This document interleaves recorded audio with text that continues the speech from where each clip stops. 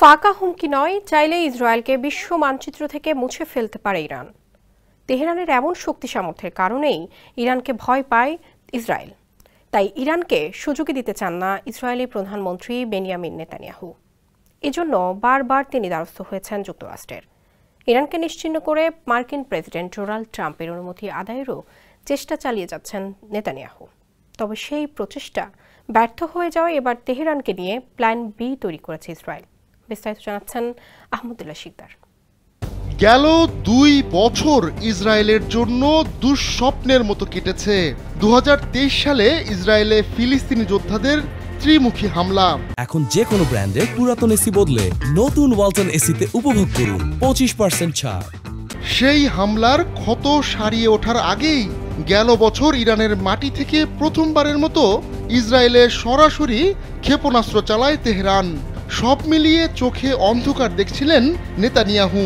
চারপাশে এত শত্রু মোকাবিলা যে ইসরায়েলের জন্য কঠিন হয়ে পড়েছিল তা খুব ভালোভাবেই বুঝতে পেরেছিলেন তিনি। তাই প্রিএমপ্টিভ হামলার প্রস্তুতিও নিয়ে রেখেছিল ইসরায়েল। কিন্তু ট্রাম্পের আপাতত নারাজিতে সেই প্রক্রিয়া থমকে যায়। ইরানের পরমাণু স্থাপনায় ইসরায়েলের হামলার পরিকল্পনা খানিক সময়ের জন্য ভেস্তে গেলেও তেহরানকে দমাতে বিকল্প আরেকটা রাস্তা তৈরি করে রেখেছে তেল আবিব। ইরানের গুরুত্বপূর্ণ মাথাদের সরিয়ে দিতে চান নেতানিয়াহু। সেক্ষেত্রে প্রথমেই তেল আবিবের হিট লিস্টে রয়েছে গেল বছর ইসরায়েলে ৪০০ ক্ষেপণাস্ত্র হামলার কারিগর। তাকে হত্যার দায়িত্ব দেওয়া হতে পারে মোসাদকে। এমন একটি হামলা চালিয়ে ইসলামিক বিপ্লবী গার্ড বাহিনীর এয়ারফোর্সের প্রধান ব্রিগেডিয়ার জেনারেল আমির আলী হাজিজাদেকে হত্যা করলে ক্ষেপে যাবে ইরান। তেহরান তখন ইহুদিবাদী রাষ্ট্রে নতুন করে সরাসরি হামলা চালাবে।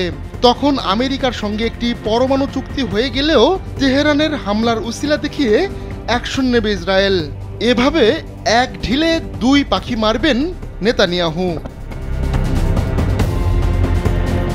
ইসরায়েলে গেল অক্টোবরে যখন দ্বিতীয়বার সরাসরি হামলা চালায় ইরান, তখনই জেনারেল আমিরকে আততায়ী হামলায় হত্যার বিষয়ে আলোচনা করেছিলেন ইসরায়েলি ও মার্কিন কর্মকর্তারা। পরে তেল আবিব সিদ্ধান্ত নেয় ইরানের আকাশ প্রতিরক্ষা এবং ব্যালিস্টিক মিসাইল উৎপাদনের সক্ষমতা ঘুরিয়ে দিলেই তা দেশটির জন্য যথেষ্ট হবে। জেনারেল আমিরও শত মিসাইল ছুড়ে ইসরায়েলের কোনো ক্ষতি করতে পারেননি, কারণ যুক্তরাষ্ট্র, ইসরায়েল ও তার মিত্ররা ঢাল হয়ে দাঁড়িয়েছিল। ইরানের শত্রু রাষ্ট্রগুলোর দাবি পরমাণু অস্ত্র তৈরির দ্বার প্রান্তে রয়েছে তেহরান। ইরানের সর্বোচ্চ নেতা আয়াতুল্লাহ আলী খামেনিকে ঠেকাতে এখন একটা সমঝোতা করতে চাইছেন ট্রাম্প। এজন্য ২ সপ্তাহ ধরে ইরানি ও মার্কিন কর্মকর্তারা আলোচনা চালিয়ে যাচ্ছেন। এখন ইরানকে সম্পূর্ণ পঙ্গু করে দিতে পারলে নেতানিয়াহু বা ট্রাম্পের কোনো মাথা ব্যথাই থাকবে না। কিন্তু তেমন কিছু না ঘটলে বিকল্প রাস্তা খোলা রেখেছেন নেতানিয়াহু। আহমদুল্লাহ শিকদার, কালবেলা।